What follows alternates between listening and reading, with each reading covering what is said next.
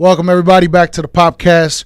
We sit down at the table, we talk about our struggles, and we talk about our victories. Most importantly, we keep it about Christ, and we do not sugarcoat it around here. And today, I am blessed with some good friends, some great people. We have Matt and Raina Hinton. Welcome to guys. Welcome. Love to have you guys on here. Matt and Raina are our youth pastors, impact pastors over our young adults coming up in the world, playing a crucial role in the development of just young people here at Pop. You guys do an awesome job of it.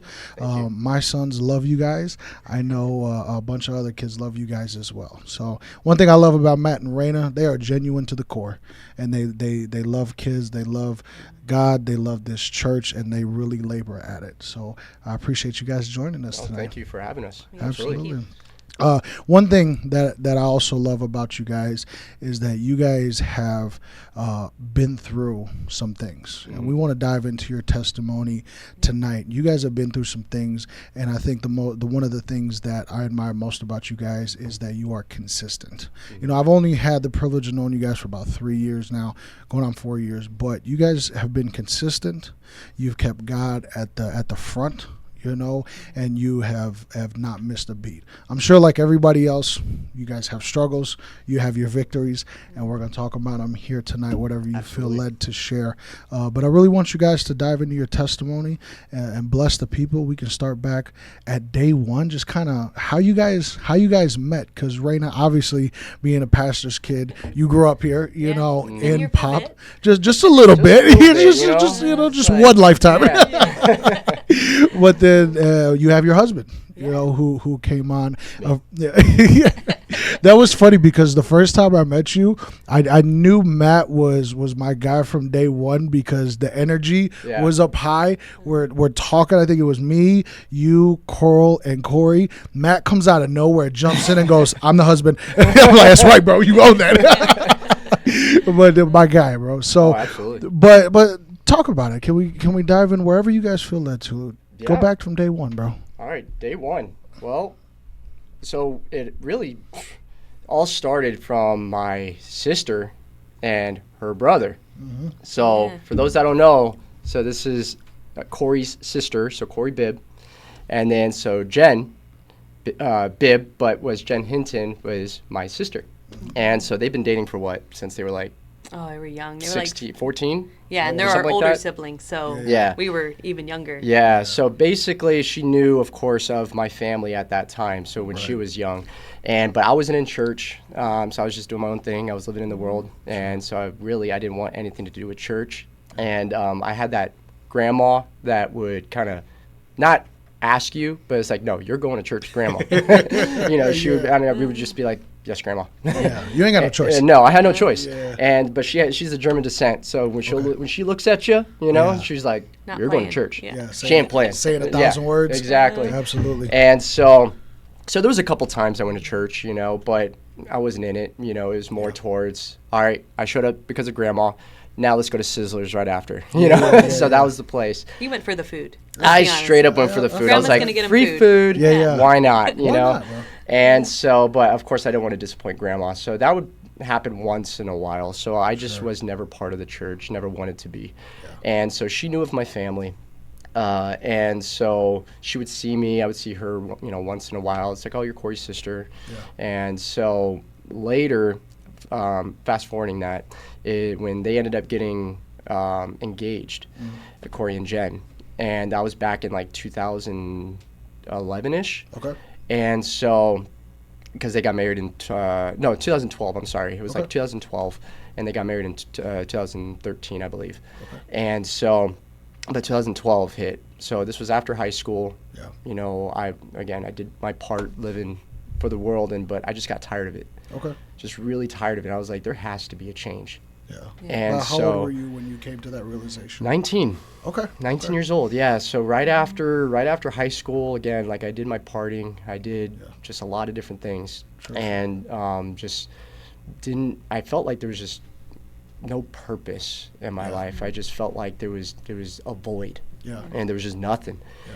And you know, I just thought that partying, drinking, you know, smoking weed, doing all those different things was fulfillment. You know, it was fulfilling, but really it just put me in a dark path. Yeah. And I just felt empty. I felt a void. Yeah. And one day, it's kind of ironic because, again, Jen went to a different church at that time. Okay. And so, of course, Corey was coming here. You know, this is his church, and then she went to another church. And I was like, Jen, are you going to church tonight? This was on a Sunday night. And it's like, yeah. And I was like, can I come with? And so she was like, yeah, I'm not going to my church tonight. I'm actually going to the Bibbs church tonight. Okay. And I was like, hey, Pop used to have Sunday night services. let me just come with you.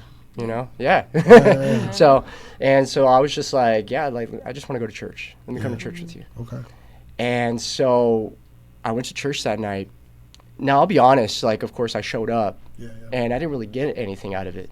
Okay. But that was a seed right there. That was just planting something right there. And for me, I was like, okay, then let me come back again next week. Okay.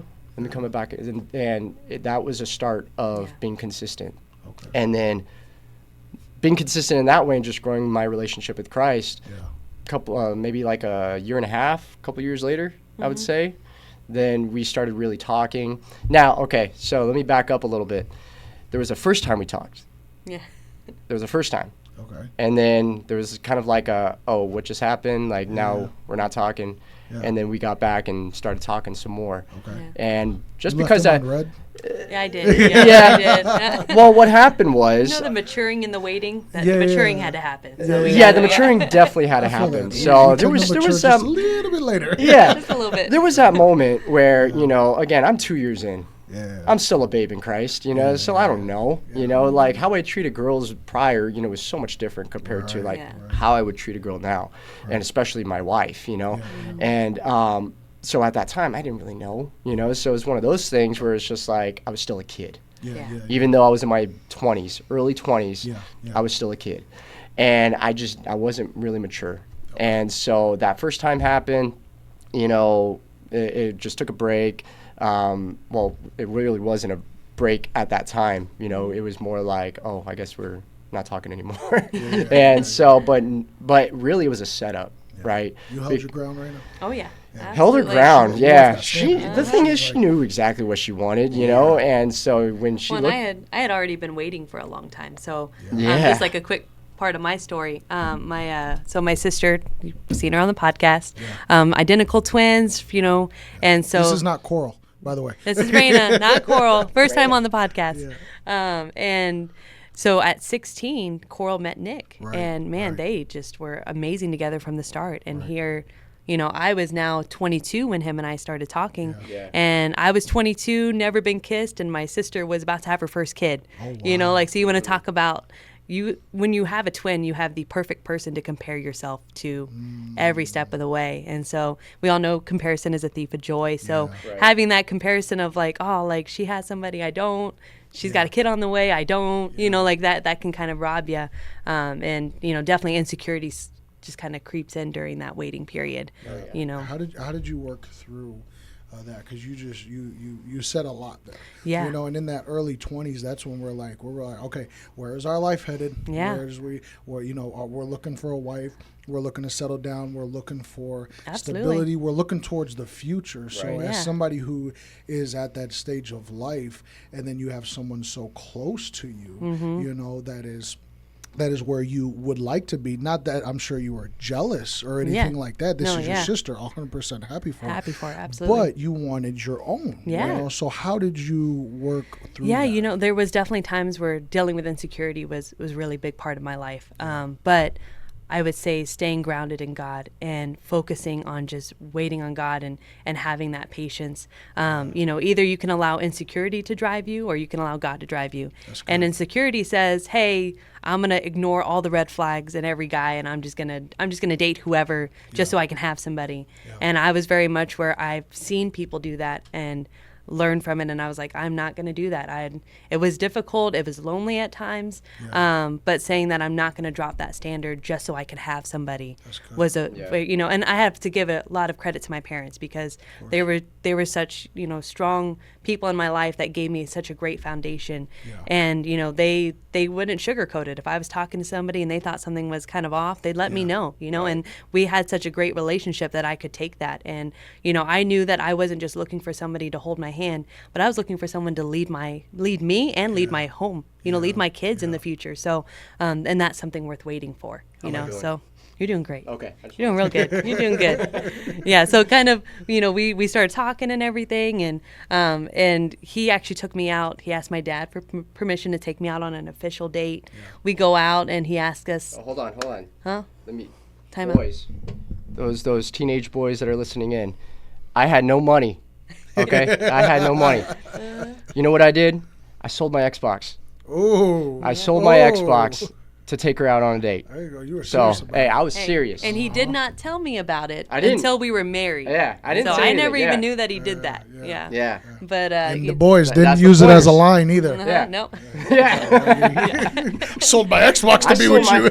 Hey, at that time it was a 360, so I was like, whatever. Yeah. But I don't think Xbox One came out at the time, So, but it was something, the Xbox wasn't important. It was something that you her. loved, and that's what mattered. Oh, absolutely. Yeah. And so. But it was funny because he took me out. Did you keep the controller? No. I sold it all. I was just like, man, I couldn't afford this date. So that was irresponsible for me. But at the same time, I was like, you know what? Let me sell the Xbox. Sure. And then, but it wasn't even a That's thought. awesome. I was like, let me just sell it because I'd rather have awesome, bro. have her have a good time. That's awesome. Man. Yeah. Yeah. So we went on a date. He asked us, for us to be official. I said yes. And then I called him at midnight that night, crying, I'm sorry. And I was like, I'm not ready. She was. At 22, I wasn't ready, But honestly, it was just a lot of the insecurity, and I felt like if I said yes to date somebody, I was saying yes to marry them because I had waited so long. Yeah. And so I just felt like everyone kept saying, "Oh, the first person you date, you're gonna marry," that's just how you are, and that was in my head. And I was like, I told my dad, I said, I don't think I'm ready to marry him. And my dad's like, you're not saying yes to marry him. Right. You're saying yes to date him. Right. He's like, but if you feel this strongly, you need to let that boy know because he's going to walk to church tomorrow all skipping, all happy, and you're going to shoot him down. Yeah. No, so I called him that she night. At least waited to the next day. I know. Yeah. No, I called him that night, so before church. And I'll tell you what really won me over was his patience and understanding. He was not mad at me. Guy sold his Xbox to take me out on a date. Yeah. I say yes, and then here I am. Oh, wait, I'm not ready. And he was like, you know what? It's okay. Yeah. I'll wait. We can just keep going how we are. I could hear the shakiness in her voice. Oh, yeah. I got the phone calls like, why is she calling me at midnight? Yeah. And, She's happy. Okay, Yeah, it was like, so it was kind of odd for me. I was like, she's usually in bed by like 8:30. So now that's true. Now that's true. It's a joy if we can be being married and having a kid, it's like, you go to bed when you can. Yeah, you go to bed early. But no, I heard the shakiness in her voice, and I was just like, oh, like, what's going on, And in my mind, though, like, I was thinking that, but I also was thinking, she probably is not ready yet. Yeah. And so, but for me, it wasn't even like a second thought, because she told me, it's like, I'm just not ready. I'm so sorry. Yeah. And I was just like she said, it's like, don't even worry about it. Yeah. It's okay. If we need to wait longer, we'll wait longer. Yeah. And it was a month later, and I came to him and let him know I was ready, but I was trying to like nudge. I was like, hey, you want to ask me again? Come on, we won't go into that one. Yeah, that was a fun but it's just story. kind of like, come on, like ask me again. Yeah. I did. Because I'm ready. Again, ask me again. Again. But she even told me, it's like right when you said that, it just, this weight just got lifted off. Yeah. And then she even told me, it's like, I in saw that maturity moment, in him. And I was like, okay. That right there is what I see. Yeah. And knew that he grew up. Yeah. And then I started skipping that, I was like, oh. Back to skipping. Yeah, no, you guys spoke to a lot of things. I think the maturity of being real.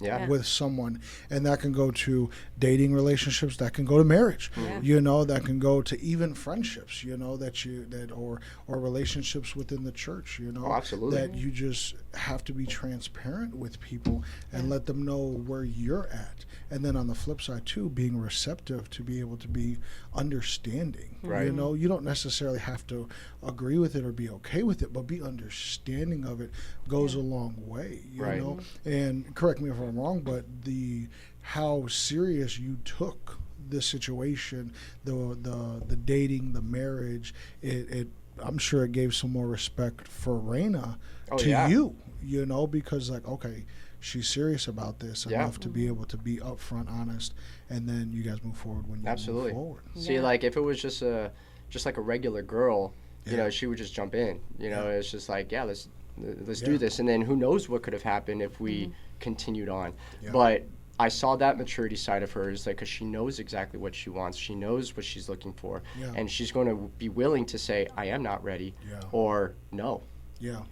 And we need that. And I think the application to that too is there's so much, you said it, that weight off of her shoulders. There can be so much weight that is lifted off of someone by saying no. Right. You don't have to be mean about your no's. I had mentioned it this past Wednesday. You don't have to be, your Bible says, let your yes be yes and your no be no. But it being, standing your ground, saying no can then even lead to something further, because a lot of times with God, He'll shut the door on us too. Oh, yeah. And it'll be a no or a not right now. Right. And in your guys' case, it was a not right now, going back to that waiting. Yeah. Absolutely. I love that. And now reflecting back on it, we didn't realize that waiting was going to be such a big part of our story, because we were waiting at the beginning, and then, of course, some people know our story, but, infertility is a part of our path, and adoption, and there's a lot of waiting for that next step in life. And I feel like that willingness to wait and trust in God at the beginning strengthened us and gave us that strength we needed for the next waiting we were going to go through without knowing. Oh, absolutely. You guys were able to show each other who you were, in those moments. Right. That no was seems like it was very significant. In the time. But continue on. So you guys started dating, we started. You didn't catch the hints, No, I didn't. Okay, well, now you're going to have me tell the story. So if you want to. Yeah, it was pretty funny. So it was, I'll give you a short version, because you know me, I talk a long time, We're on the podcast. and so there you go, and but we were at a baseball game, so a D-backs game. So Coral's work at that time, we got like, I don't know, like a suite. Yeah, so like VIP, VIP section. Okay. And so it wasn't crowded, so there was like front row seats that were open. Yeah. And so it was like 7th inning, or something like that. And she was nudging at me. I was like, hey, do you want to sit? Because she just wants us to be alone. Yeah. Because she wanted to ask me, or not ask, but like tell me, hey, I am ready, Yeah. But like for me, I'm like, no, I'm good. I'm comfortable right here. I asked multiple times. Guys, just so you know, if a girl is asking multiple times, it's because she wants it. Yeah. She just waiting for you to say it. Bro, it was like this. And so it was so casual too. I was like, nah, I'm good. just nonchalant went right over your head. And so that was just funny. And so we went back to Coral. So she was living with Coral and Nick at the time. So we went back to their house. Yeah. And so everybody went inside. So it was just us outside. And then so she finally let me know. It's like, so this is why I wanted us to go. Just because I wanted to let you know I am ready. And so I was like, oh. I was like, oh, I'm sorry. I was like, I'm sorry. And so, but then I asked her. But then we didn't really make it official because I still wanted the blessing from her parents. That's good. And so yes, we started dating at that time, but officially we went out, and it was like that fajitas. Yeah, it was at fajitas the next day at church. Nice. And so after church, you didn't have to sell no Xboxes. No, I got a job. And so from there, I mean, like it's history, So now I'm not going to say it was all sugar and spice and all. We still had our faults. We still had things that we still were working on and growing, of course. But we did it together. We did it together, and that's very important. And we always said to each other that, you know, of course, you know, we were living in separate places dating. And so, but even then, like, we still hold true to the don't go to bed angry, you know, so That's good. that's very important in a relationship is to not go to bed angry. And you still apply that to this We day. absolutely still apply that. That's awesome. And so we always made sure, hey, like, let's resolve this. You know, we'll Yeah. call each other up, or even if we're in person, let's go ahead and, you Yeah. know, let's crush this right now Yeah. and make sure that we're not going to bed angry. Yeah. You know, and so it's the same thing at home. We apply that, and we teach the young people that. You know, it's like if you have something against your friend, or maybe you are dating somebody and you have something against them, no, talk about it, fix it Yeah. right now, Yeah. and because you don't want to carry that on the next day. Yeah. And because it's no good. No, if no, you the continue Bible that. speaks on that. Yeah. You know, and then when you go to bed, it can fester, it can grow. You wake up the next day angry. Mm-hmm. You know, when you wake up the next day angry, it can affect your entire day. Now you've gotten into the point where you holding a grudge. Oh, yeah. You know? Yeah, and you don't want that in the most intimates of your Yeah. relationship, not just dating or marriage, but just in any shape or form. Yeah. You know, I even think that can apply to your kids. Oh, absolutely. You know, you don't want to go to bed with your kids at odds, because then the devil will come in and they'll start messing with them. Yep. Oh, your parents don't love you. Oh, your parents. I'm not saying don't discipline your kids. You know, Right. that's the last thing I'm saying. But I think there is a tactful way to go about it, Oh, yeah. which leads me into my question for you guys. What are some of those tactful ways that you did that? Because I see you guys now, and I wouldn't guess at all that you've ever had a fight, but I'm sure you have. You know, everybody does. You know, Yeah. everybody has, especially when you're coming in. You were living your life, Raina was living her life. Bringing two lives together is Yeah. never easy. And then you guys brought in Deacon, so Right. now you have a third life coming in. It it's never easy. And I think that's another aspect of the waiting is just being patient in the moments for when your promise came true. Yep. After the waiting, you know, how do you do it and how do you take care of it, knowing that, okay, God, this is what you promised me. I finally got what I've been waiting for so long for. Right. How do I take care of it? Right. So how'd you guys take care of it? Well, that's the thing, is that a lot of times, you know, we're waiting on the promise. We finally get the promise, but that doesn't mean that just to keep it. It's like, no, you still got to put work in it. Yeah. You know, continually. Yeah. And so we always try to make sure that, you know, we show each other love every single day, and we always talk it out. You know, it's like there's moments of silence, of course, and she knows that, hey, if I need to be by myself, Yeah. if I'm walking out the door, go for a walk, Yeah. she knows what that means. Yeah. And because I don't want to regret saying something in the moment. Yeah. Yeah. You know, and so that's why, you know, and we're just being transparent. There's some things that I have said to her and I wish I could take back, you know, and it's the same thing. She has said some things to me Sure, that she knows she wishes that she could take back. Sure. Sure. And so, but that was in the beginning stages. Yeah. And so we've learned from that. And so she's made some comments that I was able to come to her outside of it. Like it would be in front of people. Like there was this moment, she said a comment when we were dating, and she made a comment that didn't sit well with me. And it was a joke, but it was Yeah. like a condescending joke a little bit. Yeah. I was kind of picking. Yeah. You know? And so could I have blown up right there or just like do that in front of everybody? Sure, I could have. Yeah. But is that the mature thing? Absolutely not. Yeah. But I waited until we were by ourselves, Yeah. where we were away from everybody. But I didn't come to her saying that, hey, don't say that, you know. But I said, babe, that comment that you made, it bothered me, Yeah. you know. And I gave her a reason why it bothered me. Yeah. And her approach to that was like, I'm so sorry. Like, Yeah. I won't do that ever again. Yeah. And she hasn't. Yeah. And it's the same thing. Like there was another situation where I have done that to her. It was the same exact thing. Yeah. Where we say that you have my word, I'm not going to do that again, Yeah. or I'm not going to say that again. We know that we could trust each other on that, and we don't do that again. We don't say that again, Yeah. because now we're just building that trust. Yeah. And I think too, like a big part of it is when those moments happen, instead of just getting angry at your spouse, you need to always remember, who did you marry? Yeah. You know, like, who is this person? Because if this is somebody that you love and trust and you're building a life with, then you know that they didn't do that they didn't say that to try to hurt you. They're not trying to be mean. Maybe they're having a moment. So I feel like you have to give grace first, you know, like automatically with your spouse whenever something does come up, because I could just go, oh, well, he walked in and he didn't even look at me, and blah, blah, blah, you know, and go on with my day and ruin the whole night for the whole family. You know what I mean? Hallway walk, you know. Just like, I'm not touching you. I don't sit at the opposite ends of the couch. You know. Yeah, the Red Sea is right there, you know. Yeah, exactly. The Red Sea is right there. That's funny.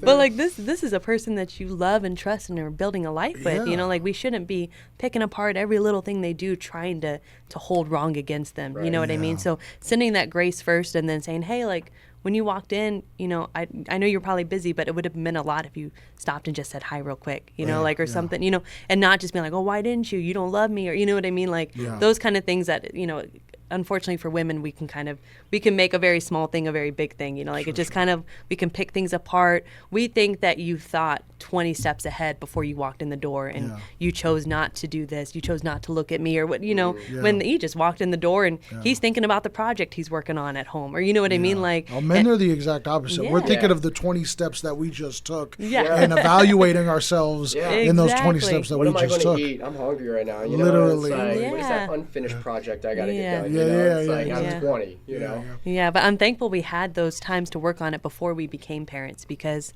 that was, you know, just we got to build our relationship, because honestly, we didn't know what was coming, you know, like infertility itself is a very kind of big monster that can eat apart at a couple. You know, I'll never forget, you know, we were, after a year being married, we decided to start trying to have kids. And, you know, I remember 6 months, 8 months in, getting close to a year, I'm thinking, okay, my sister took 8 months, you know, again, that comparison thing with your twin, you know, and I'm like, okay, now I'm past the 8 months, it should be any time. Now we're at the year. Now we're at the year and a half, you know, and it just kept piling up. And then we thought, maybe something's wrong. Maybe we need to get, you know, some tests done and whatnot. And 2020 was a pretty tough year for us. I mean, it was a tough year for in the entire world. I'll never forget. We were in Disneyland, just for like a little vacation, and we got the notification about COVID happening and, you know, all that. Phones are blown up. Like, everyone's freaking out. And then I'll let you tell this next part, because I know it's kind of more your testimony too. Oh, yeah. So, yeah, it was a crazy year, of course. And when 2020 happened, so again in March, and then so, you know, thankfully nothing shut down at the time. And then until the next week, of course. But I went into work that Monday. And then, you know, they didn't know what was going to happen. Are they sending everybody home? What is going on? So then they ended up telling, you know, some of us, it's like, well, you know, these were kind of like in the plans, you know, outside of COVID and stuff like that. But long story short, I ended up getting let go of my job. And knowing during COVID, nobody's hiring. You know? And so you get hit with this, like you just got back from vacation, everything was good. COVID happens, it's like, oh, like is the world's going to shut down? What's going on? And the next thing you know, you get let go from your job. Got let go, told my wife, and then we're kind of just sitting there, not like really freaking out, but there was still something lingering there. And so just thinking, what are we going to do? Because if COVID didn't happen, okay, let me go find another job. But when COVID happened, it's like, well, I'm trying to find another job, but nobody's hiring right now. Everything's closed. So we got bills to pay. We got a mortgage. We got cars. We got all these bills to pay for. And that week, it was like that same week. 2 days later, we got the reports back from the doctor, and then because I got tests done, you know, for fertility and everything like that. And then so that's when they told us. And Raina wanted to hold it in just because it was fresh that I got let go, but she knew that she couldn't. And so she let me know. And so that's when the reports came back. It's like, can't have kids. It's done. And I remember that moment.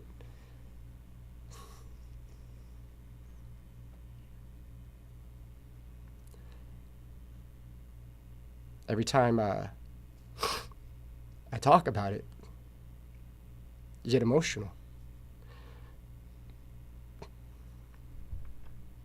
But I remember being in the bathroom. I was just so angry. Just that anger was to the point where I was done. That, God, we've been waiting. I just got let go of my job.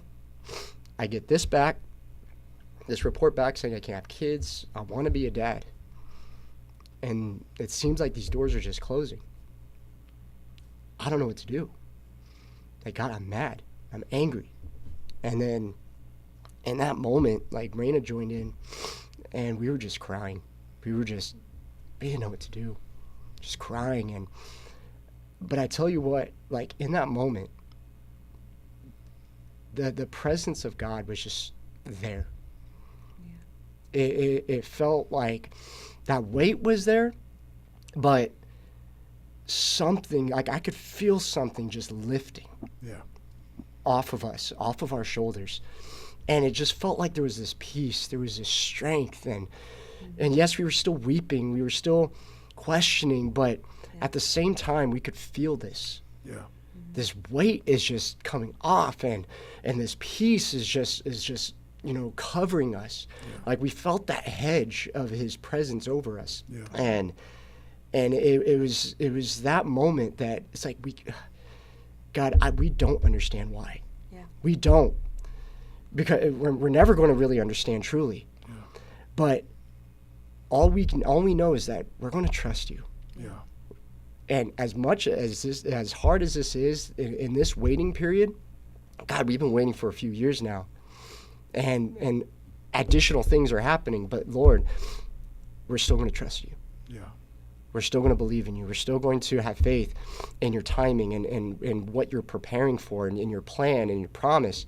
And later down the road, I ended up getting a job, and it ended up being a good job. But if I could say that he blessed us right there, like, immediately answered our prayers, he didn't. Yeah. It took a couple more years after that. Yeah. But the point is like, what have we been doing in that waiting period for those 2 years? Yeah.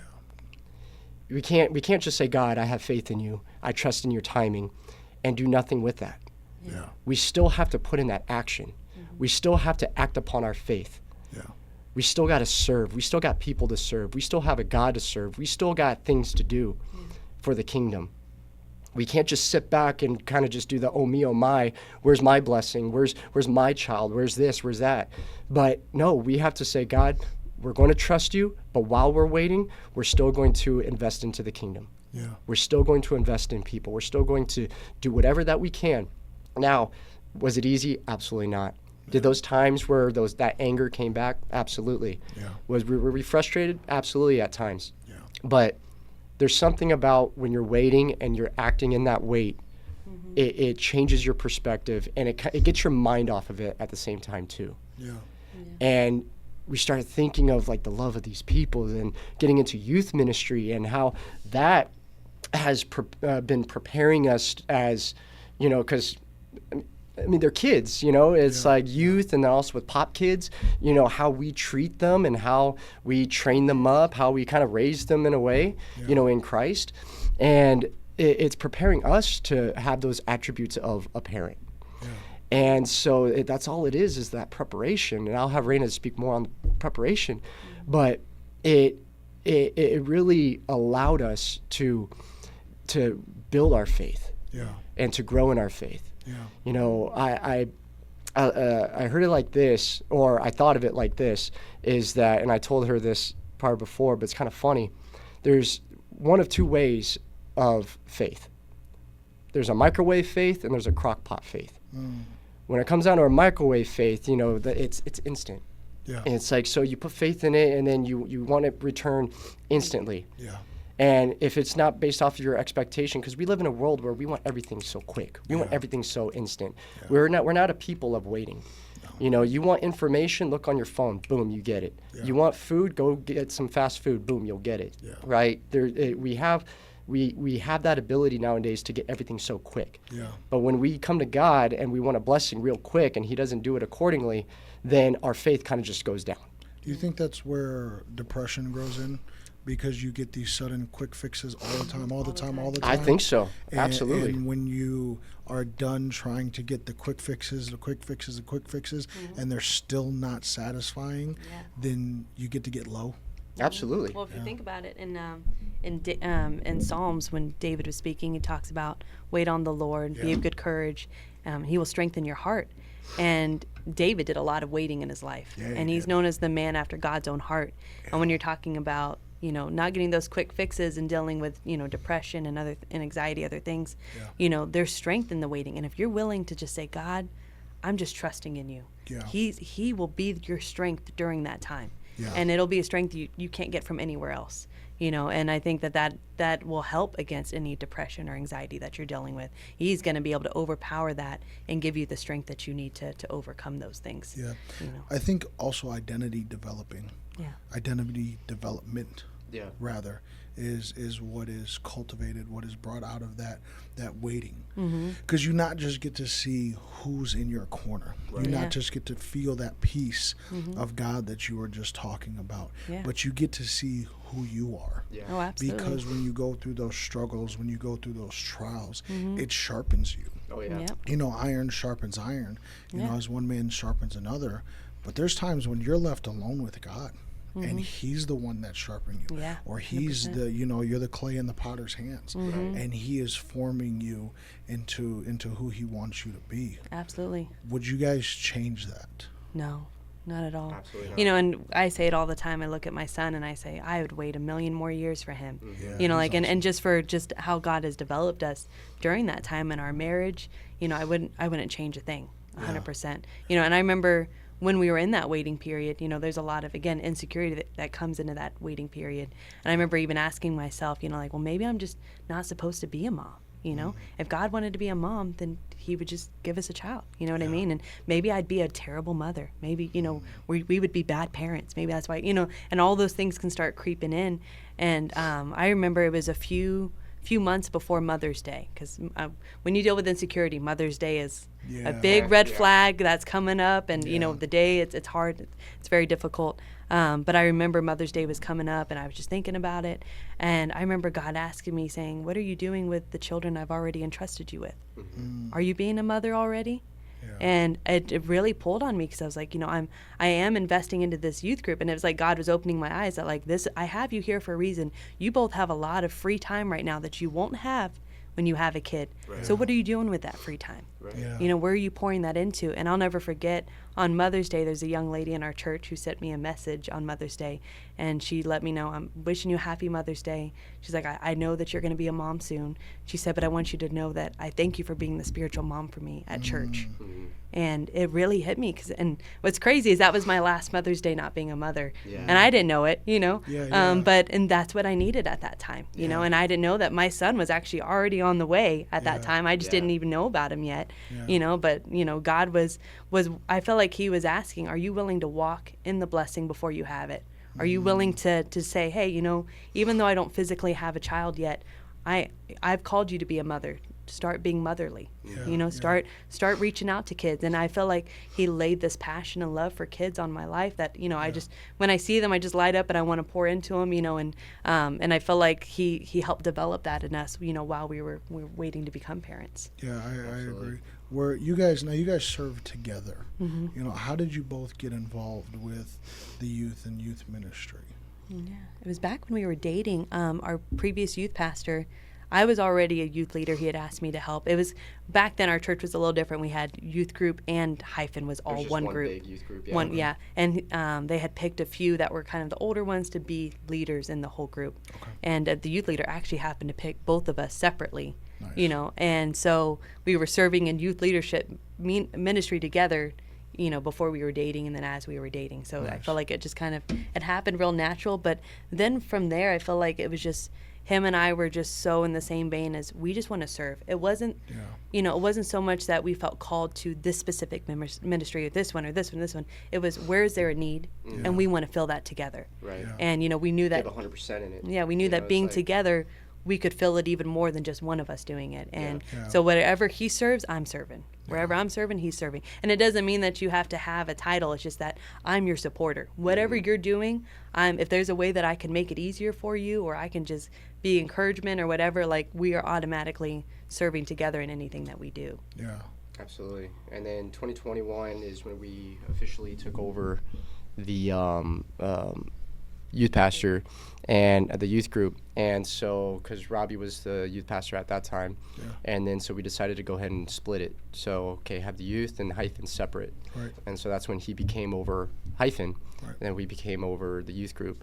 And then it was probably just a few years later is when we combined youth and kids to be under Next Gen. Yeah. So in the umbrella of Next Gen.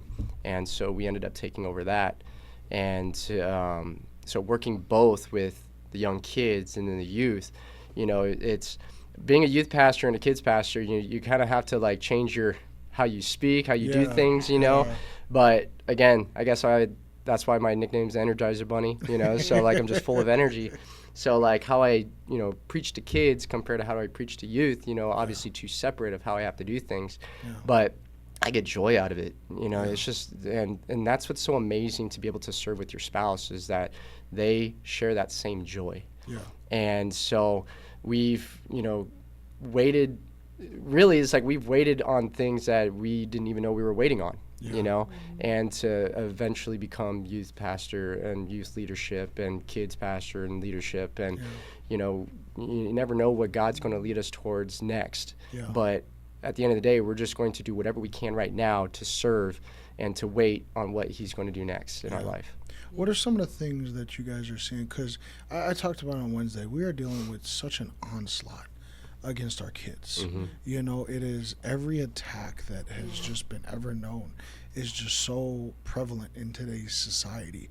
And it's happening from younger than we ever experienced. And the internet has a lot to do with that. Social media has a lot to do with that. The accessibility to the world. You know, I know my son, we were talking about, he has a phone. And his phone is very limited on what he can do. And he's like, Dad, I want to do this and I want to do that. And I said, listen, dude, it ain't that. Well, one, I don't trust you with that access. You know, let's be real about this. I was like, but second of all, more importantly, it's not that I don't want to give you access to the world. I don't want to give the world access to you. And that's really where the attacks are coming from. They come in through the friends, you know, as they did when we were kids. You know, but it's just like now it's just different. It's different, and there's like that extra with phones and the internet and how vocal with the homosexuality and the trans ideology and this idealism, you know, anti-America, anti-family, anti-God. It's anti-everything that we grew up with, and our kids are just getting bombarded with it from even people that we trust, you know, teachers and even people in the church, you know. And no way, shape, or form do we tell somebody how to raise their kids. By all means, raise your kids with your own convictions, you know. It's for me and my house. You know, we're going to serve the Lord, you know. But how are you as youth pastors making sure that you're dropping seeds and establishing foundations, you know? Because the fear ideology of you're going to hell, it doesn't work anymore. You know, that was a Gen X early millennial thing, and everybody was scared, like, oh my God, we're going to go to hell. But then we went through kind of scare your way into heaven. Kind of scare your way into heaven, you know, and Jesus doesn't want that to begin with, you know. But like, we'd have been through Y2K, we'd have been through 9/11, we'd have been through some of the things like, listen, you got to hit me with a little bit more than that, you know. But at the same time, in all seriousness, we don't want our kids to go to hell, you know. We want souls saved, especially, you know, even, you know, from the beginning, you know. So how are you guys instilling God into kids, you know? Because some kids come to church, I know you guys have mentioned, on their own. Maybe they're a little older, they drive. Some kids are coming to church, just like you said earlier, just because grandma promised me a meal afterwards. But the important part is they're sitting in that seat. So how are you guys getting into them? Well, there's a few ways. So one, I think a lot of times where people lose kids is because they don't want to touch on hard topics. And I think it's very crucial that the church does talk on hard topics. That's real, bro. And so because they're learning the hard topics on the opposite end from the world. They're going to get it regardless. The world's not shy about talking about that topics, but Yeah. we need to start talking about those topics as well on what the Bible says about those topics. Yeah, And that is one of my biggest pet peeves about the church. Yeah. Is we sugarcoat and bounce around. Yeah. Stuff when we cannot anymore. No. No, you have to be bold. Yes. You have to be bold, and you can't just think of it as like if I'm going to offend somebody. It's like the Right. word is going to offend. Yeah. Simple as that. It The doesn't word need your offends. help. Yeah, it doesn't. So the word is going to offend to Yeah. those that don't want to change, that don't want to receive it, right? Because again, the Bible says in the end times, there's going to be people with itching ears. They're only going to hear what they want to hear. Yeah. And so if the world is just feeding them what they want to hear, what they want to give them, then that's what they're going to take. Yeah. But there is a young people, there is a generation that are hungry for truth. Come on, bro. And so if they are only hearing that end of it from the world, they want the church to step up and say, hey, I want to hear from a different perspective on that. Yeah. So I think it's very crucial that we need to talk on hard topics. Yeah. Talk about the LGBTQ community. Talk about the sinful nature, talk about pornography, talk about all these things that we've dealt with growing up, that it's now 10 times, 100 times worse nowadays. Because one, we didn't have smartphones growing up. You kind of had to sneak on the computer and have access to stuff. Yeah. But now it's just free reign. Or go to a friend's house or something. Go to a friend's house, yeah. And now it's sleeping next to their literally bedside. it's right there. It's at the palm of their hands. Yeah. So that's why it's like, first off, like we approach it to parents. It's like you guys need to know what your kids are looking up. You need to know what your kids are doing on their phone. You need to know what your kids are. First off, kids should not have locked rooms. No. Kids should have an open door policy. Like, no, that door is going to be open. Yeah. And I know some of the youth are probably going to get mad at me on that, but Yeah. it's true. Yeah. It's like, I know, like when Deacon's grown up, you ain't closing your door unless you have privacy to change. Yeah. Yeah. But like have that type of privacy. But other than that, no, you're keeping that door open. That's it. I come from a military family. Yeah. So that's why I come with that approach. My dad said, don't shut your door. Yeah. Keep that door open. Yeah. And so, but there's a lot of things that I was able to do to sneak around some things. Sure, but sure. did I eat it later? Absolutely. Our kids are going to figure it out. They're going as to. we did, back in the day. But I think it's not that you're like, oh my God, I'm going to control my kids. Like, no. You are setting a godly standard and guiding your kids Absolutely. in a direction that you see fit for them to go. Yeah.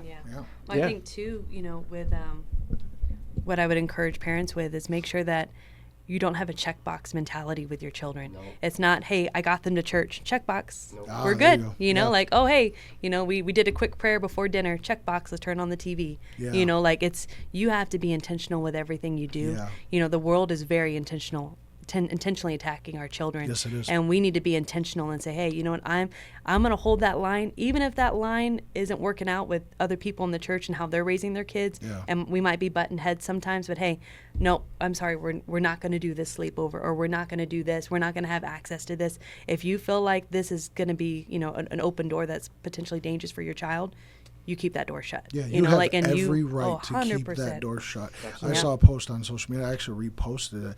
It talked about normalizing. It said, let's normalize keeping our kids away from either parents or families that don't raise our kids the way we do. Yeah. And like you said, bro, that's going to offend somebody. But the Bible tells us to guard our hearts. Right. And I have to guard my kids' hearts. Absolutely. Yeah. Because they may not know how to guard it yet. Yeah. Because as I'm training them, as the Bible says, train up a child in the way that he should go. Right. When they were old, they will not depart. Yeah. We still got to be able to, husband, wife, spouses got to be able to come together and train their children how to be able to shut those doors, how to be able to guard your heart. Sorry, Yeah. go Oh ahead, no, Mary. sorry. I was thinking we need to make sure that the parents are the ones leading that. Like a lot of times it's the VBS mentality. I drop off my kid, teach them, and then I'll bring them home, and they're going to be good. Yeah. No, get it in the home. Yeah. And that's one thing with us being over the next gen department is that's more the drive now. Is like we can teach the kids, and absolutely we're going to continue doing that.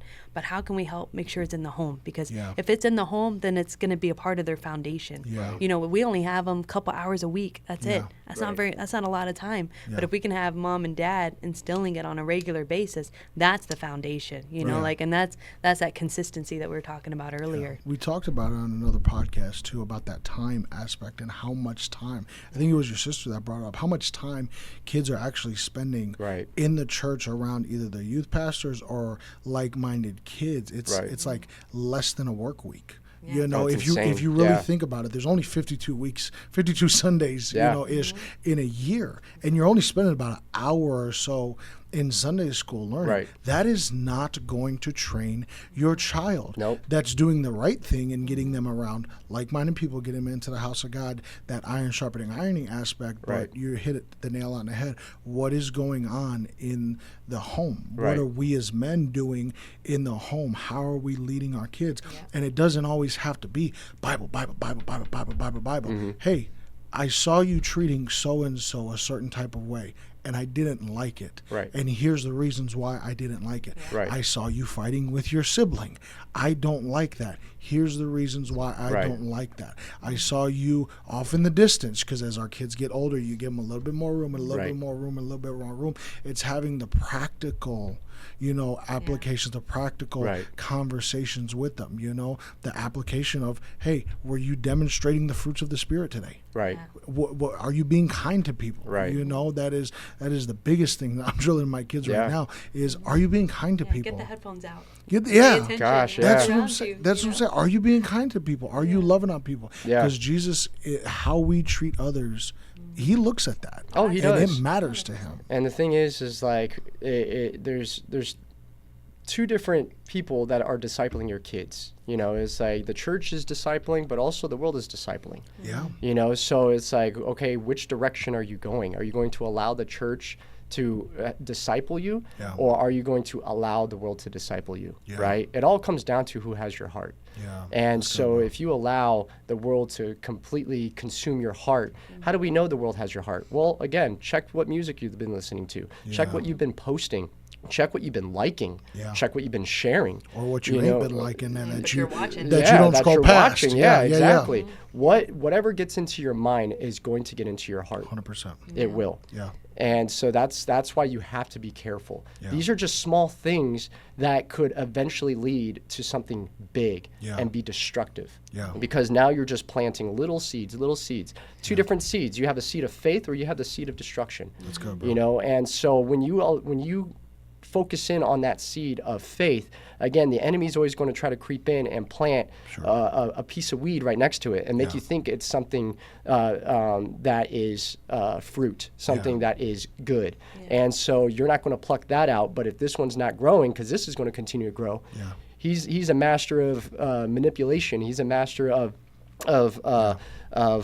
counterfeits. So he's going to make you think this is good. Yeah. And it's like, no, it's not good. You know, that's the dangerous part. Yeah. We need parents to stop banking on the idea that I just have good kids and that's enough. You know, like good kids can make really bad decisions Yes, they and end can. up on a really bad path. Yes, they can. Good kids is great. You know, like be proud of how great your kids are. That's awesome.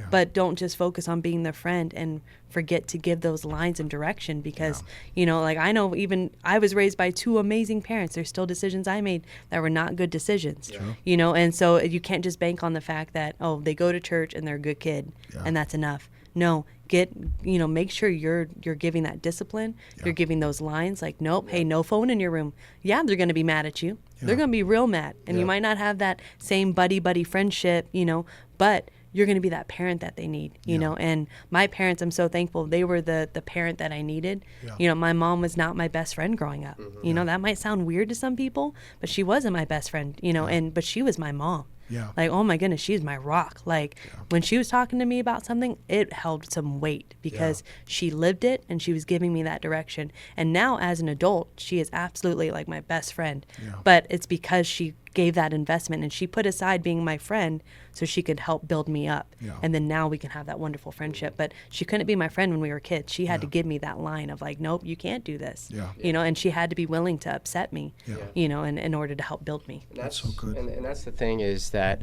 friendship is not leadership. You know, bro, it's say like that again. friendship is not leadership. That's good. So when it comes down to having friendship, so that's why I'm a leader first before a friend. Yeah. So, you know, I'm not a friend first to the youth or to the kids. No, I'm their leader. Yeah. And so I'm a leader first. That's good, bro. Same thing when it comes down to deacon. It's like I'm a parent. I'm your leader. You know, so I'm not your friend. And it's like, because if you only have that friendship mentality, you're passive. You're going to be passive. Yeah. You're going to be saying things that they want to hear, or you're going to hold back some things that what they need to hear, but you're not going to mention it to them because you don't want to ruin something there. You don't want to ruin a friendship. Right. So it's the same thing as a parent. They want something that is of that friendship mentality. It's like, I don't want to offend my kid, or I don't want to make them mad at me, you know, so I want them to like me, you know. It's like, no, what people don't realize is that, first off, they got many friends. The youth has many friends, kids have many friends. You know, they're looking for that leader to step up in their life and to tell them no. Whether they want to admit it or not. Whether it's like they're not going to admit it, but you know it's in their heart. You know it's deep in there. Yeah, as an adult, they'll look back and be like, thank you for saying this, for doing that, and for being bold and for telling me that don't go this way or don't do that. But you can't just say don't do this, don't do that without any explanation. You know, it's like when we discipline deacon, there's always an explanation. There's an explanation prior, there's an explanation after. You know, it's like, hey, you're getting a spanking because of this.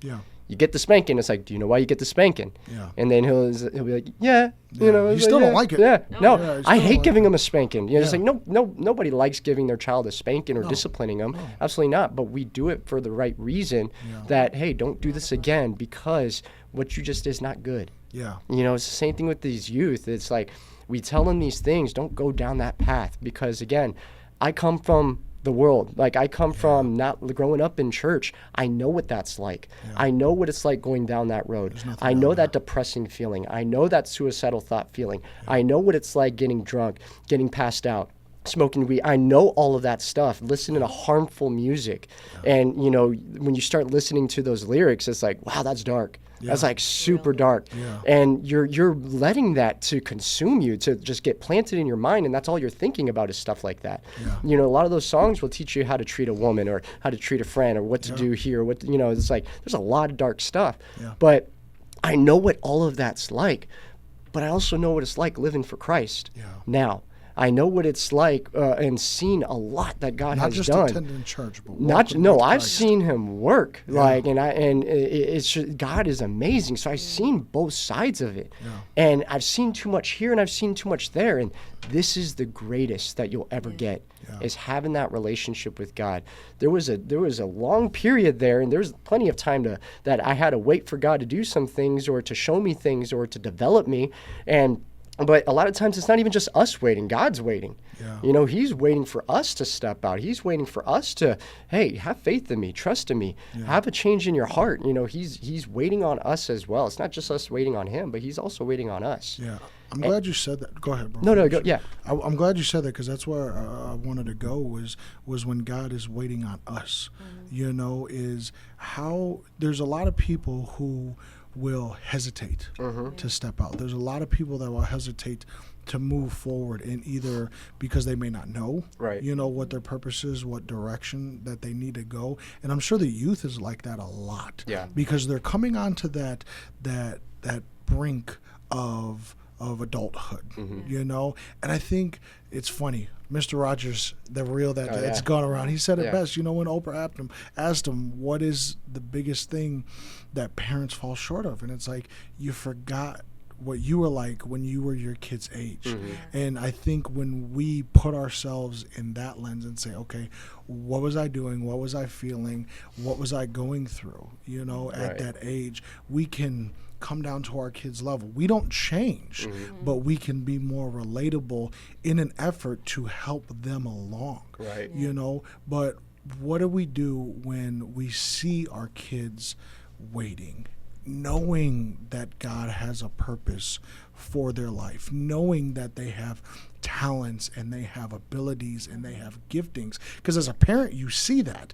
You see it probably before they do, or before they probably even want to admit it. Some kids, like I did, ran from the church, for a period of time in your life. And I know my parents were like, at least my mom was like, no, I know that you're called to this. I know that you're called to that. What do we do with that? What do we do with our kids that are stuck? I think a lot of times is like, just give them ownership. Just give them ownership on it, because like they want to partake, but they're not going to come out and tell you that they want to partake or do something. No, like a lot of times, like I'll have some of the youth that's like, hey, I think you'd be good at this. You want to do it? And it's like, oh, okay. But they get to take that ownership, and then they get to, how do I want to put it? Just step out. Because they're not going to do it on their own. It's going to take a push at times. It's not a forceful push, but it's just saying, I know you can do this. Because now they're seeing that somebody believes in me. Somebody believes. And I think that the more you start encouraging them and don't just stop. It's just like, if they say no, it's like, okay, I'll come back. And it's like, you don't just leave it at that and not approach them ever again. But it's like, I see something in you. I see this. And I think that when you let them know that, hey, like, take ownership in this, I think you're going to do very well at it. There's some kids that were speaking up during Next Gen Night that never thought they would ever speak up there. But it's because, again, they had that, because of that push, and they said, I'm going to take ownership of this. Whether if you mess up or not, it's like, no, you went up there. From here on out, like, it's just growth. Unless you choose to, I don't want to do it again, right? But it's like, no, like, understand that there's going to be times you're going to fail. There's going to be times you're going to mess up. There's going to be times you're going to get embarrassed. But that's part of growth. That's part of it. I say same thing, put their feet to the fire, because, growing up with my dad being the pastor, there was a lot of things that I would come to him and I'd say, hey, I don't like that we don't have media on Wednesday nights. I remember saying that. I was like, our church was small at the time, and I'm like, why don't we have media? There's no lyrics up there. Like, it's weird. And he said, do it. And I was like, I think I was like 13, 14. I didn't know how to do it. And so I did media for a bit, and I did it on Wednesday nights, and eventually the team grew. But it was that, he would put our feet to the fire. It's like, okay, if there's something that you don't like or something that you think that, could be done, like, go do it, and he gave us a lot of that opportunity. And honestly, he would watch us, and we all had different strengths, and I think when you watch your children, you can see certain places that they'll blossom, that they'll do great. And if you have that ability to help them get plugged in and give them those opportunities, I love what Court Chavis said when he was here. He said that if you want your kids in the ark, let them help you build it. And I'm like, that wasn't even part of his message. It wasn't even part of his message. I was just, he just said that because it's a diamond right there. It was. He just threw it out there for us, and I appreciate it. But I immediately, right when he said that, I had flashbacks of just being at the church all the time with my parents, and like church work days, we were here. In church prayer nights, whatever, it didn't matter what it was. We were here every time. And just putting our hands to it. And I felt like, if you see these young people and they're passionate and they're needing purpose. That's what our generation is missing the most, is purpose. And they're trying to find it, and they're using their phones to be distracted all the time, to get that numb feeling. And like, we get that rush of endorphins every time we swipe and see the next video. And then 2 hours passed and we accomplished nothing. We had no purpose in that time. And that's why they walk away feeling depressed and anxious and all that. And then they go back to the phone because that was at least a time where we felt that it was something. It was something. And we need purpose. And if you want, if you want to help your kids, give them an opportunity to fulfill that purpose. Give them tasks. Volunteer as a family, even if it's not in the church building. Get out and do stuff. Help people. Like, we're so confined in our own homes and our own lives, and we stay distracted and entertained at all times. But if we can get our hands, to doing something and get our young people, to be able to serve, I felt like we would see a very big dynamic change in this next generation. Absolutely. I agree. You think that's why Noah was entrusted to build the ark? Because God knew that he was going to bring his family into it? I believe. Well, I believe that. Yeah. Absolutely. Because he trusted him to repopulate the earth. He didn't do it by himself. No, absolutely not. He pulled his family in, people who he trusted, in-laws, people who labored with him. That's very good. Raina, you said something key that I thought about a couple minutes ago. I'm glad you said it. Is observing your kids, whether it's good behavior or bad behavior. Right. I think the distractions, can play such a big factor in us losing sight of our kids. And we could be sitting there on the couch playing on our phone, and I'm guilty of it too. They'll be arguing in the other room, and it's like you tell them to settle down, and okay, they lower their voices, but they're still doing whatever they want to do. And as our kids grow up and get older, because we knew them at the young stages, as that behavior starts to change, right? And we're not observing. If we're not observing it, that's where the enemy can come in and try to get his foothold in our kids, because once we observe it, they've already been changing for some time before that. But to what you guys are saying as well, there can be good in that observation. Absolutely. I observed you in youth, and kids were coming around you and they're gravitating for you. I see a leader on you. Yeah, you're a light. I heard you singing in the shower. Yeah. Why don't you go do it and sing? In youth service or in next gen. Yeah. Build them up. But there's observation. Yeah. That has to come in. Well, and the thing is, like, I even see it in our 2-year-old, and he's about to be 3. But I'll be cooking dinner, doing laundry, whatever, and he's trying to be a part of it. And before, I would be like, hey, like, go watch this or go play with that, go be entertained. And it's like, no, he's looking for purpose. Even though he's little, it's still, there's this desire in us that wants to feel like we helped and we're a part of it. And so I got him his own little cutting board set. It's all That's safe awesome. knives, but like he helps me cook dinner, he helps me with laundry. No meat cleaver yet? Yeah, no. Right? But we got him a kid friendly like knife set, to cut vegetables. That's awesome. And so he lights up that he's helping me with dinner, and he's excited to eat it, of course, as he's helping me. I don't blame the guy. I do it too, so it's okay. Yeah. But you can see that purpose lighting up even in a young age, and encouraging parents to get their kids, that purpose. It doesn't have to be at church. Yes, of course, there's a lot of opportunities here, but help them find that purpose in homes. Help take care of the home together. Help go shopping together. Get the headphones off and be engaged with each other. Don't be tuning each other out all the time. That's the thing, is that it's not natural. It's developed. And so when you see parents that, again, like, they just push their kids off, it's like, hey, don't bother me, or I'm busy, or this or that, then, okay, what do the kids do? Something that's either entertaining, like to get entertainment, or, again, just like they develop putting in their earbuds in and then just listen to music and be in their room. So it's because of the push away. And it's like, no, like, invite them. Keep inviting them. And it's the same thing that I always tell our youth. It's like, everybody, no matter what it is, everybody loves the invitation. Everybody. You got invited to a birthday party. It's like, oh, you thought of me. Thank you. Even if you don't go, but they love the fact that they were invited.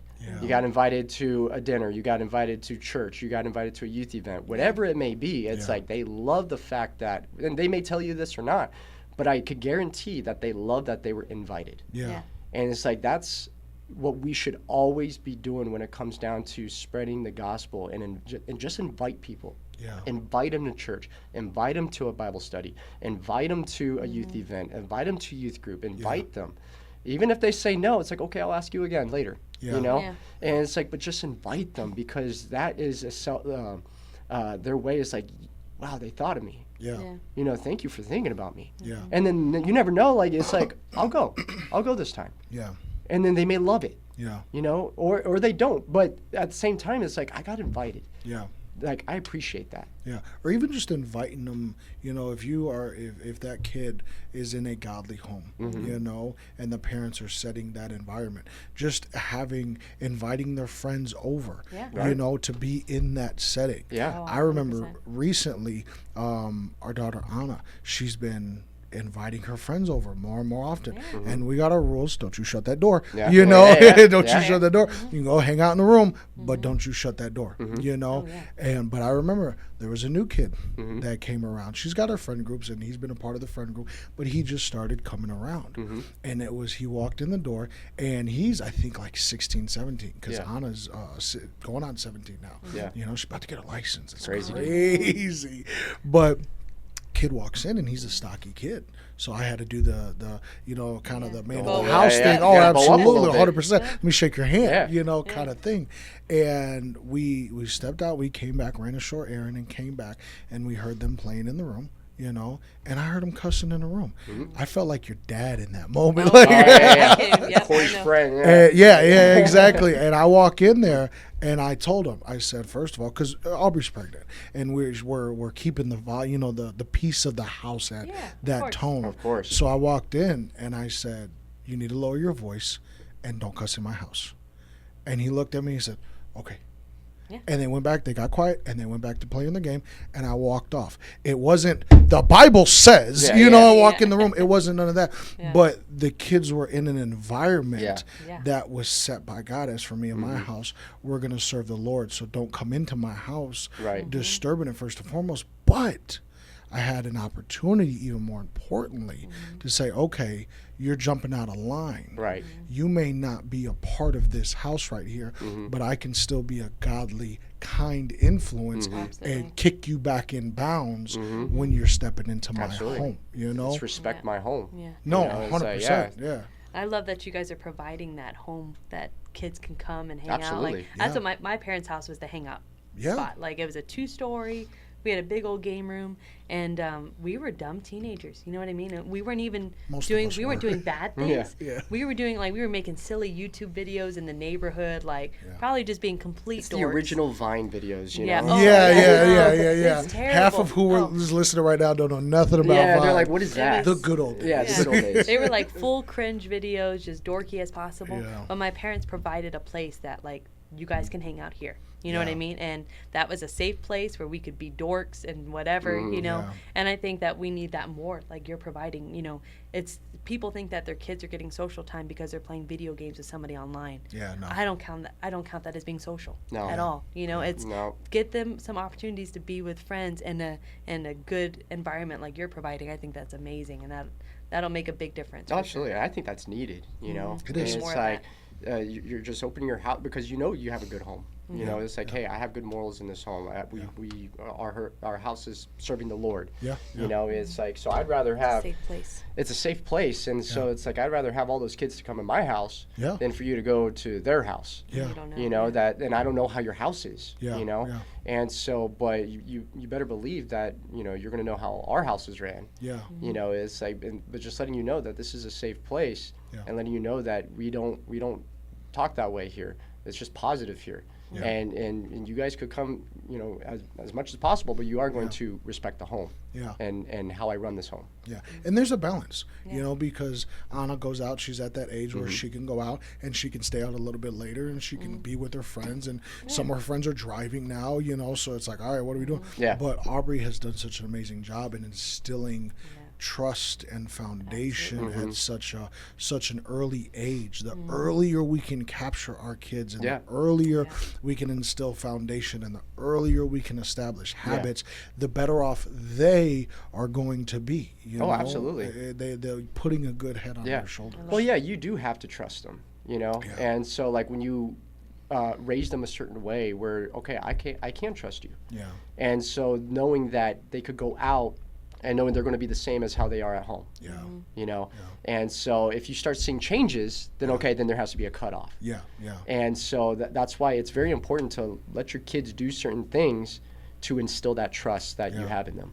And you have to be real with them that is the standard. Right. God gave you guys a blessing in deacon, and there was waiting in that blessing. I'm sure there was a point where he was like, they got it. Oh, yeah. Now's the time. And we're all like that because God's not going to give us something that he can't trust us with because we'll fumble it or we'll hurt it or we'll break it. And especially if we're talking about something as innocent as our children, Right. you know, every child was given to their parents, whether born or adopted, it doesn't matter. The blessing is still the blessing, and he entrusts us with that blessing. Absolutely. But as our kids get older and they grow, and they're waiting on stuff too, Yeah. you know, especially when they get to that age where they're starting to experience life and they're starting to get their own opinions about stuff, you know, and they're starting to see, okay, my adult life, they're at that age where like, I want to be a kid, I want to be an adult so bad. We're like, no, you don't. No, you don't. No, you don't. What are bills? Okay, Yeah, you know, it's exactly. like, you know. But you got to be real with your Yeah. kids that this is the standard, and we need you to live up to that standard Yeah. in order to be able to earn that trust, you know. Oh, yeah. I had a conversation with C. He's 14 going on 15. So driving is starting, having a car is starting to, and a license is starting to, and I'm like, dude, let me tell you what it takes to earn that trust, to either give you a vehicle or give you the keys to my vehicle. It's not just I'm going to go, I get to drive. And what's crazy is my parents had the same conversation with me.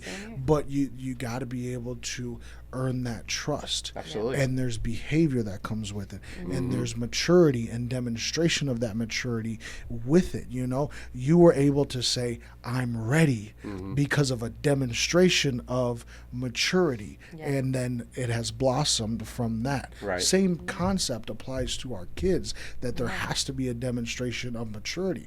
But we do them a disservice if we say, we're just going to let you do whatever you want to do. Or we're just going to let you be or become whoever you want to become. Like, no, this is the standard. You live up to the standard, this is what you'll be able to obtain. You don't live up to the standard, this is not what's going to happen. Absolutely. Well, and I feel like that trust, you have to start it at a young age where they start building that trust. Absolutely. It's not like at 16, okay, now you got to start building trust with me, and it's got to be at that young age where, and that's where you're at with your kids, because now you're able to trust them with bigger things, where before it was small things when they're little. With Deacon, I know he knows when he has a popsicle, when he's done with it, it has to go in the trash. And I know it's a silly example, but there was times where when he was little, he'd be putting it down, and I'd correct him. He'd put it in the trash. Now I know when I give it to him, he's going to put it in the trash every time. But that's fundamental. Yeah, it's fundamental. And it's those little things that as they get bigger and bigger, all right, I'm trusting you with more. And that just keeps building. And I know that when you say you're going to do this, I know that I can trust that you're going to do it, because you've built that with me. Of that. Yeah. And then on the flip side of that, too, our kids need to know that they can trust us. That they can come to us. We're not naive. Me and Aubrey are not naive to think that our kids are going to go out there and try some things. And our kids are much older, so we've told them, like, listen, if you get into a situation, listen, we are involved in church, we are leaders in church, we love God, and we know you do too. But we know you're also a kid, and you're probably going to do some dumb things. So if you get into a situation where you're doing some dumb things that you shouldn't be doing, don't hesitate to call us. Don't hesitate to call us to get you out of that bad situation or that bad group of friends, or even if you've been drinking, even if you've been whatever you've done, it's better off that you call us rather than you trying to hide it. But there's a trust factor there. There's a trust factor that they need to know, like, hey, I know that I can call my mom and dad and they're going to be there for me. I know that and it doesn't have to be that extreme situation. They could have had a tough day at school. I love when my kids tell me, Dad, can I tell you what happened at school today? You absolutely can tell me what happened at school today. It might not be right when I walk in the door. Let me settle down. You know what I'm saying? Let me kiss my wife first. It's hot outside. Let me kiss my wife first. Let me cool down. Let me kick my boots off. But yes, I want to hear what you have to tell me, because I care about what's going on in your life. We, as adults, as parents, as leaders, we got to shut down those devices, or those vices rather, whether it's the phone or whether it's TV or whether it's even a healthy one. It's you got to be able to shut those things down to be able to be intentional with your family, with your kid, with your spouses, because we'll get to adulthood and then they'll be off doing their own thing, and then what are we waiting on? Them to be like the prodigal son, to come home? But if we would have done so much more when they were younger, that may have been a different story. Absolutely. I want to dive into Deacon, if you guys care to share about how Deacon came to be, your guys' son, because the whole adoption process and that waiting period, and what did that look like, for you guys? How did that start? Crazy story, actually. So, what hasn't been, right? And so, I mean, really, it's just been amazing, overall. Because, in the moment, sometimes you overlook the amazing moment, until, like, later you start realizing, wow, that was amazing. Like, that was great. And I'm glad it worked out that way, even though we didn't see it that way. And so, there was a time where, after all of that, finding out, again, kind of just going back, where I lost my job, that situation happened where got the doctor's news. Fast forwarding 2 years. Yeah.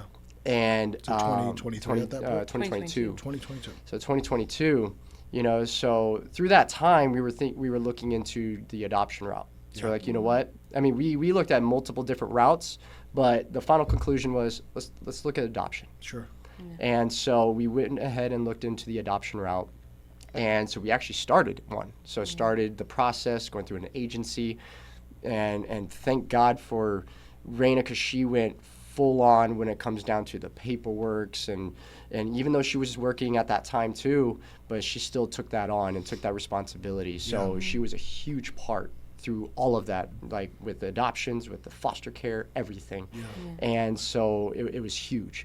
And so when I feel like moms are gifted for that. They are. They're gifted at multitasking. Yes, they are. I'm out Yes, at they work. are. I come home. I'm like, I got to look at this paperwork, and so. I look but at paperwork all day. I know, but like, of course, I did as much as I can, of course, to help out. We took it together, but she definitely drove it, and she did an amazing job doing that whole process, and phone calls and talking to DCS, talking to all these different people. It was crazy too, because we decided to announce that we were moving forward with yeah. adoption, and so when we announced that, we were already planning to go with an agency. So we had already signed up with the agency, but us just posting it online gave us the how do I want to put it, the viewing that we needed to open the door for Deacon. Right. Okay. And so, and Deacon was not through an adoption agency. It was through foster care.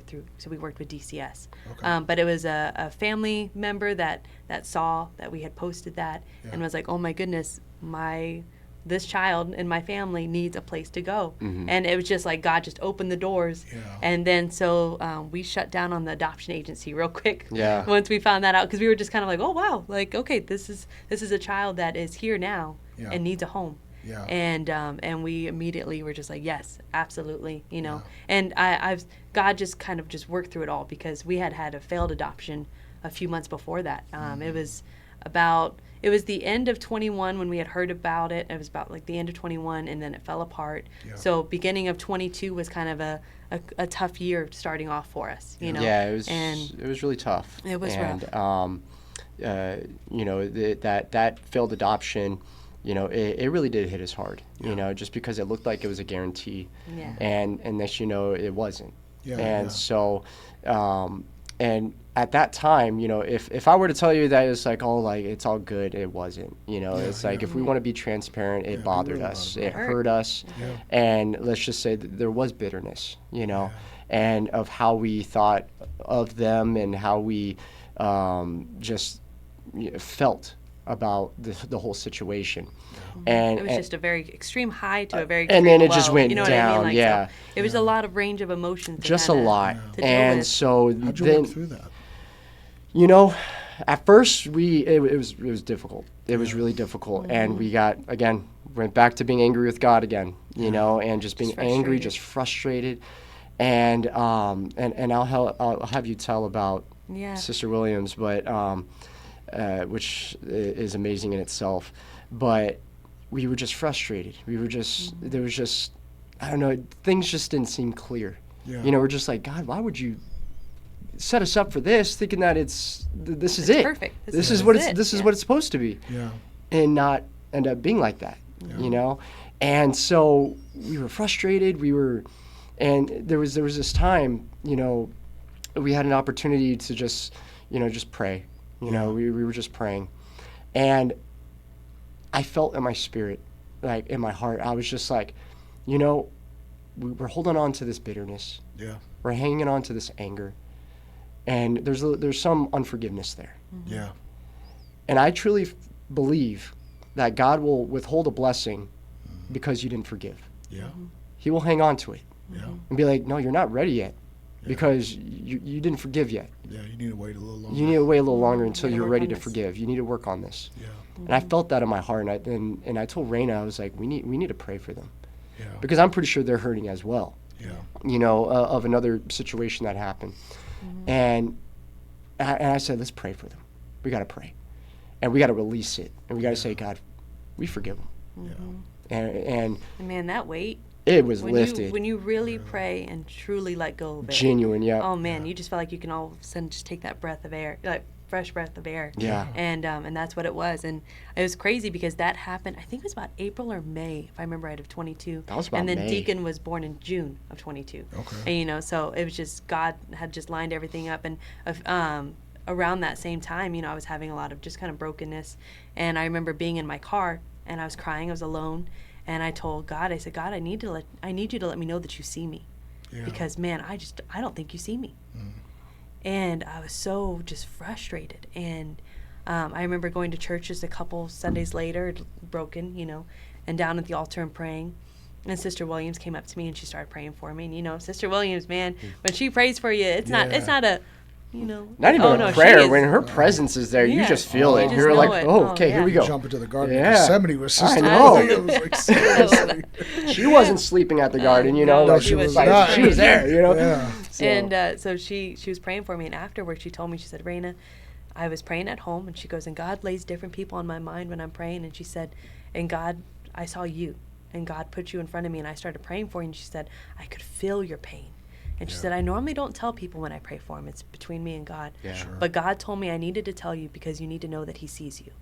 Wow. And I was, you want to just talk about just a hit, and just like, okay, and that's the thing is in those waiting periods is God will give you what you need. He will. He will. You just got to stay right there and trust. And that moment in my car, I felt broken, but I just poured it out to him. Yeah. And then here he is just saying, hey, I saw you. Yeah. I saw you in the car crying, and it's just that reminder. And honestly, just what we went through was so much before Deacon. But then even after Deacon, it was dealing with foster care, which is just another time of waiting, because here it is, you have this child in your home. And someone actually asked me at one point, they said, how do you know how much to love them? And it seemed like a weird question, but I know what the person was saying, and it was because you don't know if they're staying with you. Right. And it was like, and our answer was 100%. Yeah. 100%. It's like that shouldn't even be a question. If he stays with us or like, not, he deserves somebody that is just pouring into him. Absolutely. And, That's awesome. And it honestly, it plagued me every day. Yeah. It was over about, it was 14, 15 months before he was adopted. Yeah. So that was a little over a year of just every day. Every time my phone rang, I was scared to death. It was DCS saying, hey, we're going to be moving him or this. And so every time I was just on pins and needles, but just bringing it to God, over and over. I remember one time in particular, I had Deacon on my chest, kind of one of those carriers, and I remember being at the altar and I just came to him and I said, God, I'm so scared. I'm so scared for the future. I just don't know what his future is. Yeah. And, it's, you love somebody so much, and to think that you can't always be there for them is just tormenting. Yeah. Because you feel like there's nobody that would love him as much as I do. So he has to stay here, And I remember going to the altar and just weeping. And in that moment, I felt a joy that I just can't explain, because it's this joy of knowing that no matter what, if he stays my child or not, he's God's child. Yeah. Absolutely. And so whether he stays with me or he goes somewhere else, God is protecting him, and the prayers we've prayed over him stays with him. Yeah. Absolutely. And that was the joy of knowing, it's not always rainbows and sunshine. We've all heard that expression, but knowing that God, no matter what the road is next, I know you're in his road. Yeah. And the prayers that we're praying are his foundation, know. And foster care was just up and down, up and down. There was a point where they told us that they were going to remove him from us. And gosh, that broke us. Yeah, I was in my home, and, the DCS worker was sitting across from me, and she goes, yeah, I don't know if you heard, we're going to be moving him, blah, blah, blah. And I'm like, huh? So you're going to be moving him where? What's, And I'll tell you what, God gave me the peace I needed in that moment to ask the questions I needed to point out what I needed to. It was a brand new DCS worker, and actually he was not supposed to be moved, and she was kind of, it was a kind of a muddled mess. But my heart goes out to DCS workers because they are overwhelmed. There's so many children in the system. Yeah. There's not enough people to work it. And so they come in brand new and they have this huge caseload. And so nothing against at all the caseworker in that situation. No. But I felt like God in that moment, I had done so much research on how the process works that in the moment I had the right questions. Yeah. I did not cry. And in that moment, Yeah. I cried right after she left. That door shut, and I broke. But God helped me keep it together, ask the questions I need to, be the leader that I needed to be for Deacon in that moment. And then after that, the door shut. That it was not supposed to happen, and I was so thankful he was staying with us. And it was still another year after that until the adoption came up.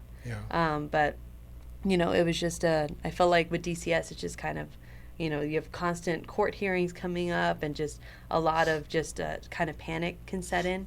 But just resting on God every time, just knowing, we would pray before every court hearing and just say, God, just we showed up at every court hearing because we wanted to show that this little boy has people in his corner, that we're not just passive in it, and I felt like God gave us of course, the favor we needed. And, he's ours. He's a Hinton through and through. And man, he acts like his dad. Yes, it does. In a lot of ways, he's got a throwing arm like his dad. He bats like his dad. I show up, from work, come home. First thing he wants to do, you want to wrestle? And it's every time. just every time. He goes, you want to wrestle? You want to wrestle? You want to wrestle? So I'm like, not today, bud. And then right when he turns around, grab him and then pile drive him. It's those moments, bro. You gotta cherish them. They're beautiful. You do. Now, of course, I'd be lying if I say, that kid doesn't frustrate us at times. What kid Every kid doesn't? does. What kid doesn't? But man, there's just something. There's just something about children. Oh, yeah. There's just something about it. And it's one thing if it's like your own kid that, it came, from you directly. But when that's why there's so much beauty in adoption. Just how we're adopted in God's family. Come on. That's where we learn it from. Yeah. And there's just so much love and power behind that adoption. And as you can see, like when we talk about Deacon, when we talk about our journey, it's like, and I'm sure you could attest to it, being parents, like it gives you, it makes you emotional sometimes. In a different way. It's not a weakness. No. That type of emotion is not a weakness at all. It expresses so much love that it's like, this is what God has done. This is what he has given us and has entrusted us with. And man, we love that kid. I love I love that you just pointed that out. Just like God does with us. You guys had a choice to not adopt. You guys had a choice to not pursue that. Right. Because Deacon, again, is coming from the foster care. You had a choice to not.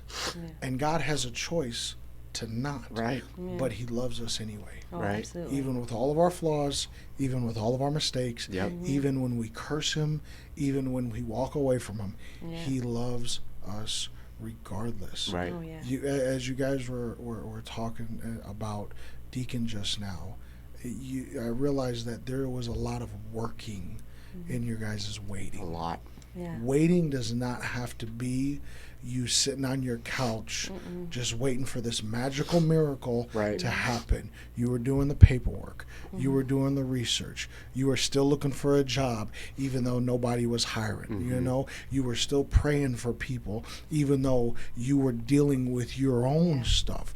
I think God honors when we do that. Absolutely. I think God honors when we're just not looking for God. Gimme, but God, I see somebody else. I see your children. I see your people, and I want to help them before I even help myself. Those are the beautiful moments. Absolutely. That we experience, whether it be in church, whether it be at home with our kids, whether it be with each other. I think when we're pushing that love of Christ out to each other, that's when we get those amazing moments that we can share. Another thing you guys were talking about is, how do I want to put it? I think God honors, and correct me if I'm wrong, I think God honors when we come to him no matter what emotion we're feeling right now. Because you guys talked about a lot of emotions that you were experiencing through your waiting. The anger, the frustration, the unforgiveness, the God, you don't see me. And you came to God as real and as humble as you could be. And I think even when we're mad at God, he still wants us to come to him. Right. Even when we're blaming him, he still wants us to come to him. He still wants to be our Father, and he still wants to love on us. Right. Well, it's like the same thing how you mentioned before of how how you want your kids, just like knowing that they could call me, even if they're frustrated, even if they're in a situation, that knowing that that's exactly what a father is, right? It's like God could be, if he chooses to be a reactor or a responder, just like us, we could be a reactor or we could be a responder. And God's absolutely a responder. You know, it says it through his word, like he responds. There's a big difference between how you respond to things and how you react to things. That's good, bro. And so if you, as a father, were to react to your kids in certain situations, you better believe they don't want to come to you. You know, I know for a fact, even though I grew up in such a good home, my dad, amazing mom, and my dad was gone all the time because he was a truck, he still is, but a truck driver when I was growing up. But I know, yes, I had that fear of my dad, but I know every single time that when I do let him know what I'm dealing with or what situation happened, never reacted. Always responded. And I know that I could come to him, and no matter how bad the situation was, I could be mad at my dad, but I know I could come to him and tell him, like, I'm angry with you, you know? And honestly, I don't even know why at times. Those are beautiful moments, though. Because I remember my sons have come up to me and like, Dad, like, I'm mad at you right now. And it shocked me at first, but I'm like, why? Like, let's talk about it. Why are you mad at me? It's a beautiful thing when you can become a parent to be able to respond to your kid rather than react to them. You cultivate healthy relationships. That's another thing that's plaguing our society these days and plaguing the generations is toxic relationships. And just like you said with your dad, you know, establishing a healthy relationship. And it allowed you to be able to come to him. And I'm sure that relationship is still there today. You know? I'm pretty sure it was the same thing with the prodigal son, because it doesn't necessarily say like how the father was to his sons. We know that he was probably good to his sons and both sons. And so when that son decided to go off and do his own thing, I mean, even his father's like, okay, here's your inheritance, here's your money, go do what you want to do on your own and see how it works out. But again, when he came back, how did his father respond? He could have reacted. He could have been like, oh, like, look who decided to come back. It didn't work out. You know, he could have gotten in his face, but he embraced him. Just like God to us, that when we come to him, he embraces us. He doesn't just show up and just be like, hey, point out, oh, I told you that this would happen. No, he embraces us. Welcome home. Welcome. That healthy relationship between father and son, that's affirmed too with the other son. Because the other son stayed. And I'm sure there was many other conversations that happened between them two that were not recorded in the Bible, you know, but it was still there, that healthy relationship. But the father sets that tone. Just as our Heavenly Father sets the tone to where he wants us, that standard that he wants us to live to. We as parents have to set that tone, set that standard in our homes with our kids. Absolutely. That's what impacts the world. Well, and the beautiful thing is, too, is that, you know, we look back on all these emotions that we've talked about the different times, and now we see it completely different. Because, you know, like that anger about that failed adoption happening, well, that child is in a beautiful, godly home. Our son was in a situation where he was going to be in a very dangerous home. And so God did not have us adopt that first child, but that child's covered and taken care of. And then we needed to be in the place where we needed to be for our son. You know what I mean? So in the moment, there's a lot of anger and frustration and all that. And then afterwards, you look back and you say, God, you write the best stories. You know, you had it covered. All the plot twists. It's like, man, like I've told people so many times that, like, I would have rather read this than all those, been in it. Right? I'm sorry. Oh, you're good. But all those feelings that you had, you look back now and it's weird. It's like, I don't feel what I felt. You know, like, even when I look back in that moment, I can remember the moments of feeling angry. I can remember us sitting on the bathroom floor and crying and our hands interlocked. You know, like, I can picture all of that. But when I look back on it, it's not the sadness, it's not the anger, it's not the frustration. It's the wow. It was the waiting, and it was your faithfulness through all of it. And it's just that, you know, full round, you know, like, and we still have a long life to live, you know, in Jesus' name, you know, we pray that there's a lot more children in the future, and we don't know what that road's going to look like. But what we've gone through, we know that we can trust, we can wait, we can have faith, we can hold on whatever's going to come next. You know, you have proven your faithfulness time and time again. Yeah. So God, whatever you got next, you write it better than I could ever write it. Yeah. So I'm on board and I'm ready. Well, You know. I think that's the beauty of faith, right? You know, when it comes down to, we need to have a lot of look backs Yeah. of what God has done That's real. previously before. Yeah. Because we could get so discouraged in the moment Yeah. and forget what God has done in the past. Yeah. And so all we could see is where we're at now and what it's going to look like in the future, continuing on. But we need a lot of look backs. Yeah. Looking back at, God delivered here. Yeah. He blessed there. Yeah. He has done this. He has done that. He has delivered. He has gotten me through. It's like he could do it again. Yeah. And I think that should be an ultimate thing for us to add on to our faith, that, you know what, God, you were faithful right there. Yeah. You've done it right here. Yeah. You could do it right now. He is the same. And I know today and forever. Absolutely. And you know, through those times, and it's kind of funny because I was looking at the same scripture and she brought it up too, but what it says in Psalm 27:14, you know, how it says, wait on the Lord. Yeah. You know, it's like, wait on him and be of good courage. You know, it takes courage to have faith in that waiting. Yeah. It takes a lot of courage to wait on his time. And then, but it says that he shall strengthen thine heart. Yeah.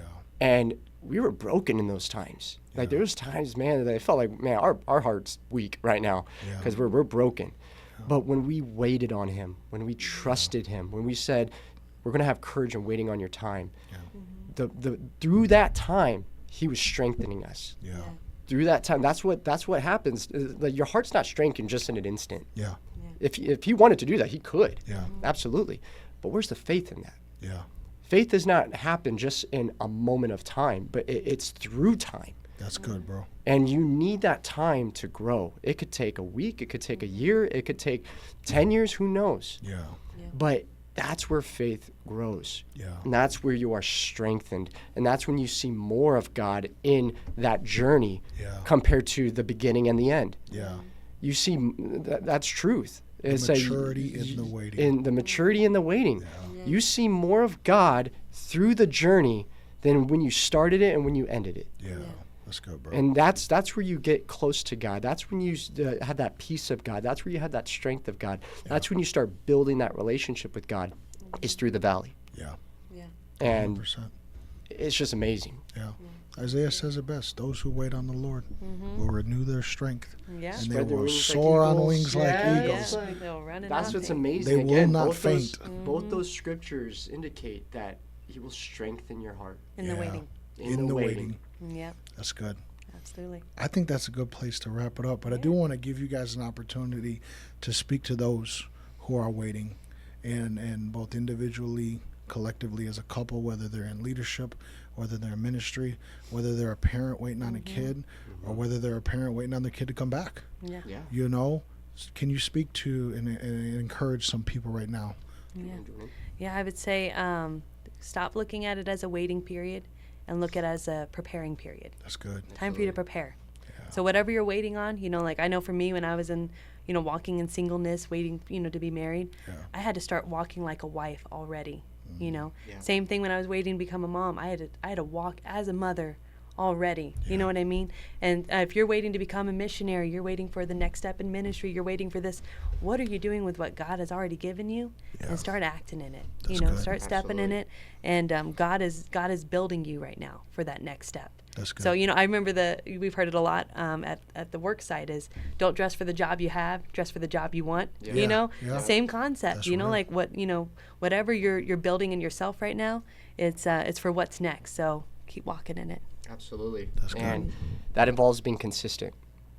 You know, the preparation, you have to be consistent in it.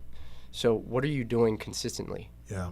Are you praying consistently? Are you getting into his word consistently? Are you having long time faith? Again, like, do you have a microwave faith where it's just like that? Or is it a crock pot type of faith where the longer it cooks, the better that food is, right? Yeah.